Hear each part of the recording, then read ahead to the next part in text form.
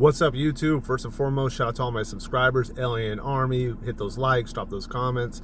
It does really help push out my content. If this is your first time being here, hit a like, drop a comment. If you don't know what to put as a comment, a smiley face, an alien, a thumbs up, a high five, a wave. You get the point. I do respond to 99.9% of my comments. Unlike really big channels where you do that kind of stuff and you drop comments and you ask questions where nobody even responds because they're just that big, that ain't gonna go on here. Even when my channel gets really big, I will develop a system that I talk to everybody, because you take the time to ask or send a comment to me, I'm gonna respond. I would like to go in a little bit more detail about pushing out the algorithm and stuff. So I've been looking at my videos, and it looks like about every 10 comments and 10 likes I get about 100 views, right? So, but I did notice that if I get over 100 comments and 100 likes, it actually doubles. So instead of getting 1,000 views, I would get 2,000. So I would like to set a goal of at least 100 likes and 100 comments. If everybody could do it, you literally could help me grow my channel so much by doing that. So if this is your first time popping by, man, it just takes 1 second. Hit a like and drop a comment with a thumbs up. And I do want to jump straight into this video. I am homeless. If you don't know, I do live in my car. I do have videos about how I became homeless. Got a lot of videos of good stuff. So if you end up liking this video and subscribing, please check out my other stuff and run up those watch times. I'm not monetized yet. I'm still about 700 to 800. I don't have a real-time thing about my views, but I'm almost at 4,000 watch time hours, and that's what we're trying to rack up. So if you can, check out videos you haven't seen before and help me out that way. So today's video, best advice for life. So I am homeless, living in a car, so I'm going to jump straight into, like, I come from a great place. I come from a great place to give you life advice. Now, some people might say, well, you know what, you should only take advice from people that they're in a position of where you want to be. And I disagree with that. I believe that you can learn a lot from people's mistakes, and then also learn from some of their stuff. There's a lot of, just because somebody might not be doing good in life, like, let's say that I'm not doing good in life. I am happy, I do eat, I am, like, I might not have a house, I might not have that Porsche that you want, or that Lamborghini Huracan. So should you take advice from me? I think so, and maybe if you watch the video, I can describe it a little bit better. So rock with me and stay with me on this. So best advice ever, best advice for life, not best advice ever, best advice for life. And this was actually recommended to me through my analytics on the back end, and I want to put my spin on it. I haven't seen any videos about this, but I believe that I'm alive at this age for a certain reason. Okay, I believe that that I have life experiences that are invaluable, and concepts, and I believe that I explain things in a way that most people can understand very well, and that I have my own perspective on stuff. And that's one thing I get a lot of compliments on, is I like the way you put your twist on it. I like how you're humble and chill about stuff. I like the way that you actually are very realistic, and you break down the logic and talk about the facts, right? However, so not trying to prolong this video, but best advice for life: trust. Okay, now what do I mean when I say trust? Should you trust everybody and stuff like that? Absolutely not. What you should do is trust that they're going to do what they're going to do. So let's say, for example, so this is the way I like to break it down. Let's say, for example, you are with a woman, and the woman that you're with was with her husband before you met her. So, like, let's say, for example, the woman that you're with was cheating on her husband to be with you. Trust in the fact that she's going to do the same thing to you, flat out. So, like, thinking that somebody, don't let the ego and the pride get to you. Now, I'm going to break it down into other scenarios where it makes the same sense, right? But trust in the fact that if somebody steals from their own mother, and they say that they love their mom, what do you think they're going to steal from you? Do you think you could trust that person? Do you think you could, leave your girl around her, him or her? Do you think that, that they won't steal from you? Trust in what people show and demonstrate. I know that some people, could be naive or have a big heart. I have a big heart, but I'm also not foolish. You know what I'm saying? And people do make mistakes, and I try to learn from them as much as I can. So that's definitely some really good, best advice for life, right? But trust in the fact. So if you're with a woman who's cheated on people before, and let's say, for example, the reason why she cheated was she said that she, she had 3 drinks and something happened. Come on now. You know what I mean? let's say, for example, she's like, oh, he cheated on me first, so I did. Trust in the fact, so if she said that her dude cheated on her first and then she cheated on him, trust in the fact that she is vindictive, that she is, petty, like a petty spaghetti. Trust in the fact of what people show you, and should you give people chances? That's like a personal thing. Is there an exception to the rule? Of course, I'm talking in broad strokes here. So if you're that one exception of like, hey, I was cheating on my wife when I met my lady, and I'm still with her 20 years, and we have a great family. Yes, there's exceptions to the rules. It's cool that you slipped through the crack, but in the broad strokes of things, is if you see somebody that's willing to steal from their mom, they'll be willing to steal from you.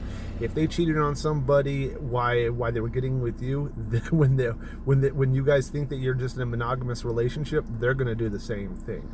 Trust in the fact that businesses are always going to look at, and I say always, but general rule, broad strokes here. It's not everything's infinite. You know what I'm saying? Trust in the fact that when you work for a company, they are about profits, bottom line. They will still use techniques to manipulate you, and they don't like when you try to do it because they want you to be a slave.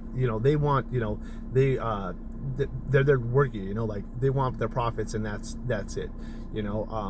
Just like if I work for a business and they said, hey, our company is going out of business, I don't care.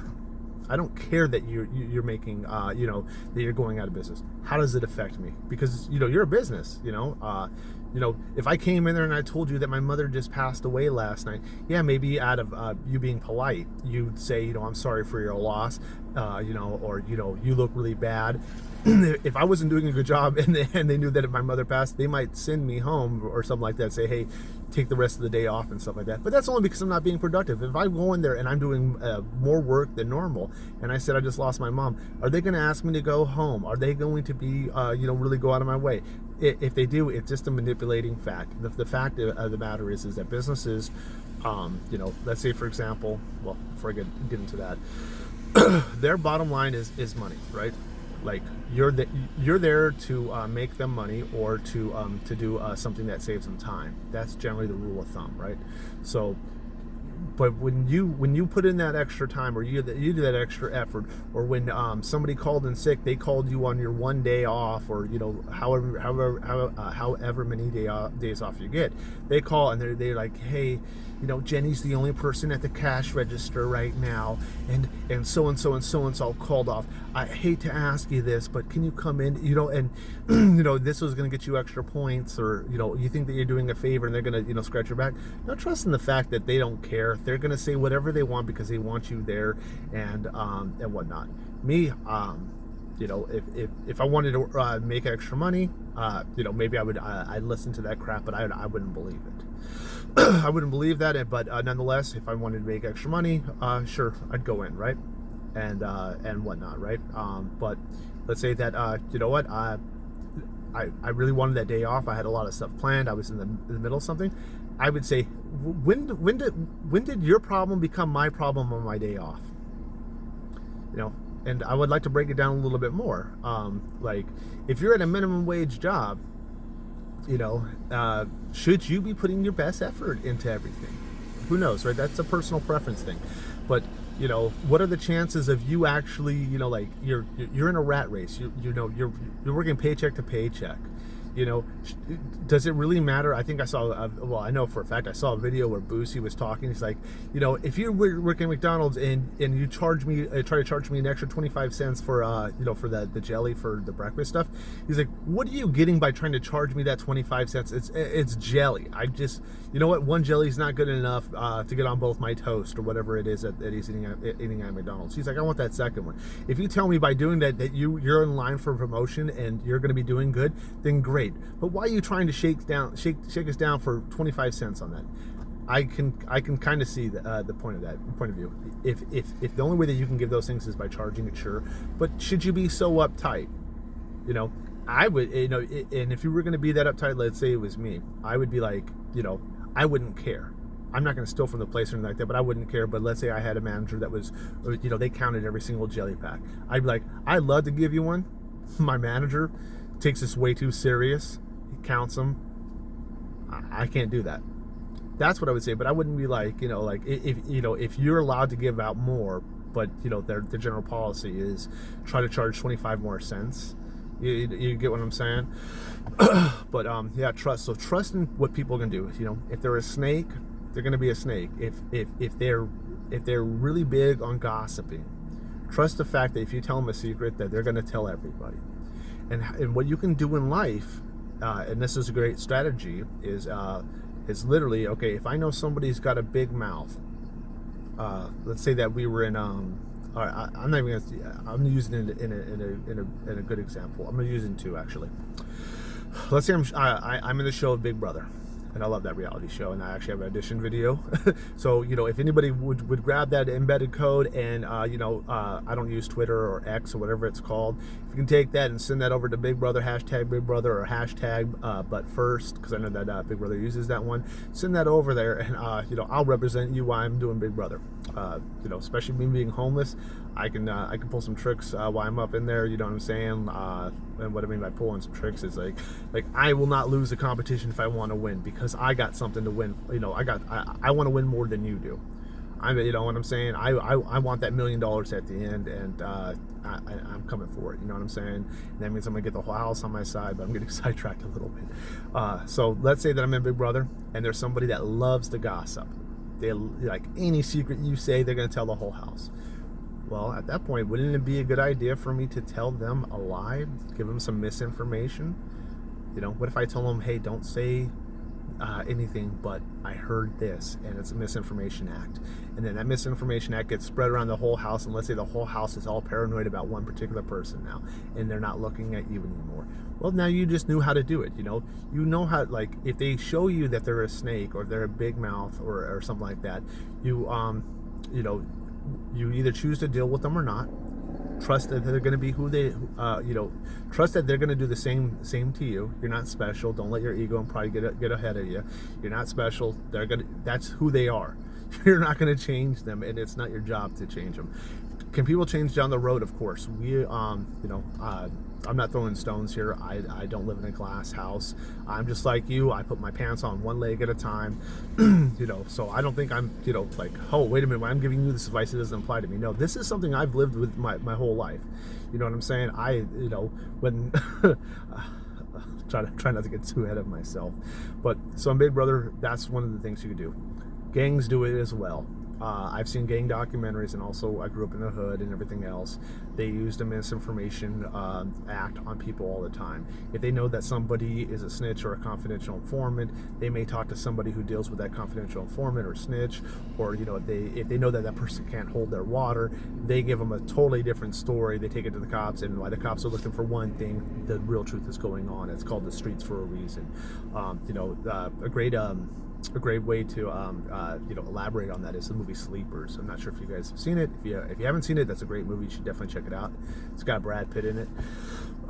Is the person that actually at the end of the movie that is a lawyer, a defense lawyer or district attorney. He's going after his old two childhood friends, and what the rumor in the streets were that he, because those people were from the same area, he really wants to sentence them to jail. When the real truth is that he's doing that to get his friends off of it.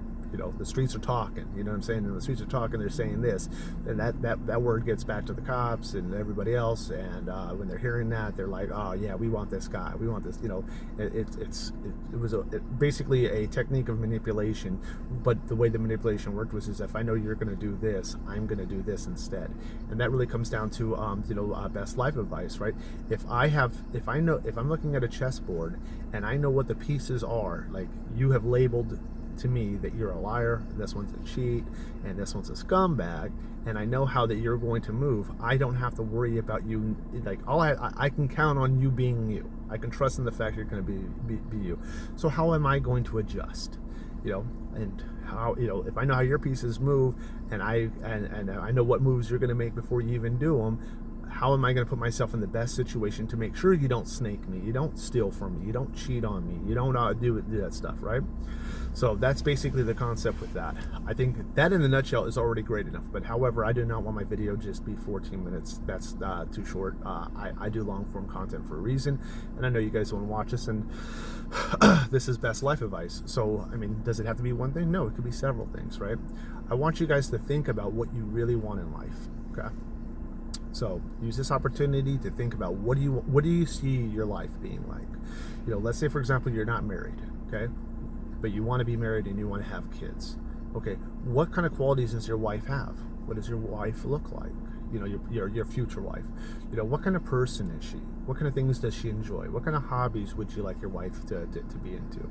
You know, you look at those things, and then you go ahead and you kind of backtrack, like reverse engineer it, and you go ahead and say, okay, if my wife, you know, if I was to get married, I would want a woman that, you know, was extremely loyal and, you know, had these good, you know, like great family values, and was, you know, Catholic, and she was very strong in the religion, stuff like that.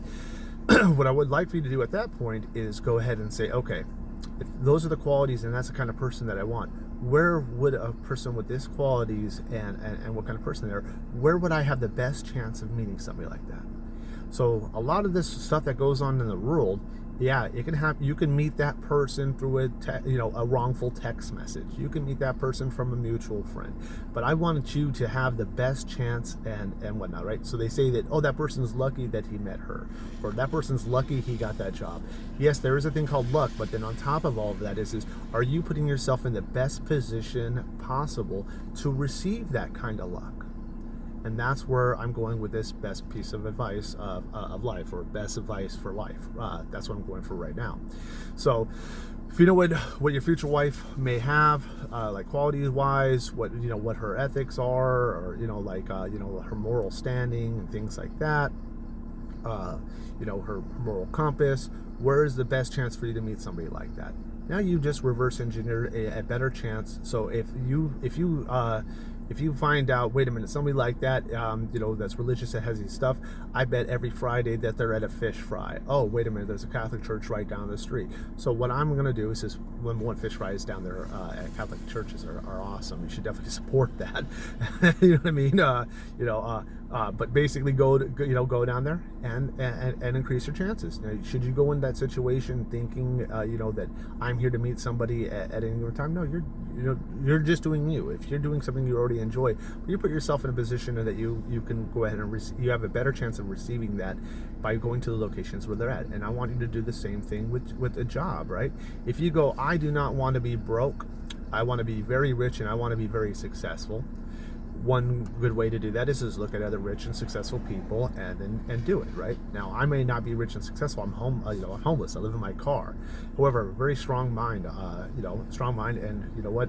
I may not be the person. If I was standing in front of a Lamborghini telling you, I got to tell you, 9 times out of 10, anybody that I've ever seen on YouTube in front of a Lambo or a mansion, it's always a rented Lambo or their friend's Lambo. That mansion isn't really theirs, and they're just trying to sell you a stupid course on drop shipping. And they're like, yeah, with drop shipping, take a look at this.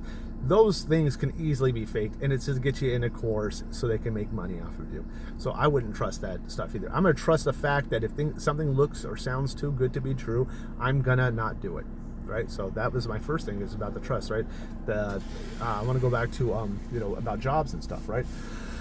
When you're doing that, like let's say for example, you want to be very successful. Did anybody ever become rich working at McDonald's?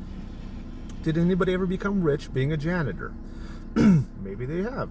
These aren't questions. These aren't rhetorical questions. Maybe a little bit of rhetorical, but nonetheless, do you think most people get rich by working for somebody else? Probably not. They say for you to be at the top 1%, you have to be willing to do what the 99% of other people are not willing to do. Okay. I think people would not want to put disgusting food in their mouth. I think a good 99% of people would not want to take disgusting food and put it in their mouth. Does that mean that you're going to become rich doing that? No. You have to look deeper than that. And what I mean by deeper than that is look at the things that they have in common. So the top 1% rich people, they all have employees, right? So A lot of people that I've worked for in my life have been dumber than rocks, but the one thing that they've been smart about is that they were dumb enough to know that they couldn't do something, so they had to hire somebody else to do it. And let's say, for example, they were good at like painting. I used to paint interior and exterior houses, right? The person I worked for wasn't smart at all, but he could get jobs. He couldn't paint, he couldn't cut in, you know, he didn't know how to clean a spray gun, you know, stuff like that. You know, when he first started, he didn't know that stuff. He hired people that did know that. You know what I'm saying? He was smart enough to know I can. It's cool that I don't know this. At that job of being a boss, all he had to do was facilitate new jobs. And back then, the way he did it was penny saver. And the penny saver cost a couple $100 to go ahead and put an ad in. But what's a couple $100 if you get 2 or 3 jobs that week that all pay between, you know, $1,000 to $2,500? So in 1 week, you know, this is just gross profits. You know, you're looking at $3,000 or $4,000, right? You know, that's gross. And that's you know, what if it's only half that? Okay, let's say that, for example, it's only about $2,000 that you made that week. You spend a couple $100 on a penny save ad. This is back in the day. Penny saver ad, you know, showing your company, and let's say that you had 2 employees and both employees made $250 that week. Okay, you just pocketed $1,500 or however it breaks down. Most of the time, you'd probably be making more around $4,000 or $5,000. You know, almost $1,000 a day. If you got a crew of 3 people, you're just knocking out house after house, and that's what we did. Even starting off, but I don't want to get sidetracked. Nonetheless, what did that person have to do? Be smart enough to have some money, $200 or $300 for a penny saver ad. Go and bid a job. Know exactly, a ballpark of where you're going to be cool at, and then you send your employees over there, and then you pay them because the job is now paid you. You understand what I'm saying? Now, does that person was he the hardest worker there? No, but he was able to do something. You know what I'm saying? So that's literally some of the stuff that I want you to think about. You know, if you see your life being different than what it is now or what you want it to be in the future, I want you to write down or think about what you want in the future, and and then I want you to think about how you could accomplish that, or what can you do to put yourself in the best position possible to receive that kind of luck, or be at the right place, right time, or strive from it, and then work and apply yourself every single day. And do I do that stuff? Absolutely.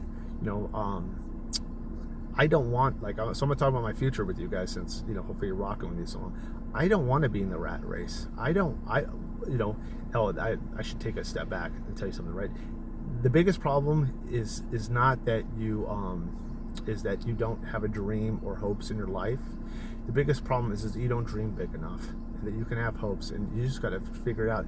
Now, is it hard, especially being in the quote-unquote matrix? You know what I'm saying? Are there things built against us, or obstacles that always seem like they're in the way? That's very true, yes. When you think about, wait a minute, there's just too many gatekeepers and stuff like that, that's cool. Change your reality. Do what you can. You know what I'm saying? Enjoy the journey and stuff like that. But I'm telling you, you know what? If there's a bunch of gatekeepers, that's fine. I'm going to build a gate right next to yours on the opposite side, and you're not coming through. Like, everybody else can come through, but you. If you build your own gate, then it doesn't really matter that somebody didn't let you in. Now you built your own. Now you get to control it. And I know that's a lot easier said than done. However, that it would be the step in the right direction. And that's what I want you guys to rock with me on, and be cool with, and think about this kind of stuff. But I want to change homeless. I want to abolish homeless in the United States, and I think that I have the right frame of mind. One, I can't be bought and I can't be sold, and I am signing up to be that hero. I believe that I can do it. Now, I definitely will need help, and let's say that it doesn't always have to land on my shoulders. What if somebody was to watch my video and say, "Hey, you know what? AlienAscend, he wants to abolish this. I wanted to, let's say the guy was really rich, and he says that he wants to do it, and he wants the credit. I don't have to have the credit to stop it. I'm just happy that if it does stop. And I think the biggest thing with that is, and I've said it in other videos, is literally the people that, the way that you stop it is by preventing the people that are almost homeless now from going homeless. Over 60 to 70% people don't even have $1,000 in their savings account. You could be easily where I'm at right now, or worse. You could easily. It doesn't care about your race, your color of your skin, your social status. It doesn't care. Life happens to everybody. You go through a bad divorce. You live off credit cards for a little bit. You get, get the axe at the job. You find yourself sick. You find out that, wait a minute, your trust fund ran out. Or let's say that you go ahead and, you find out who your real friends in your family are when you're in situations like this. They don't owe you. They don't owe you anything. People do because they want to do. You know what I'm saying? You owe yourself. And that's what I want in this. You owe yourself. If you know that you always get too much anxiety or anxiousness of going out and applying yourself, know that that's okay. Trust that you know that you're like that, and then put yourself in the best position so you can actually accomplish it. So if you know that you're too anxious, definitely don't have coffee that morning. If you know that you're going to be too anxious, maybe you listen to some good vibe music to put yourself in there. Tell yourself about all the times that you had a little bit of regret in your life that you didn't do something, and then now today is the day you're going to do it. I think it should end like that. That sounded dope. Please help me out with the watch time hours. If you want to bless me or show love, I do link my Cash App in the description. It's AlienAscend, same as my YouTube name. Run up the subscribes. Join the subscribe. I'm messing up right here now, but yeah, go ahead and subscribe. Hit the like button, please. Drop a comment, and if you see that I have videos you haven't watched before, please watch them to get my watch time hour. And I want to thank you so much.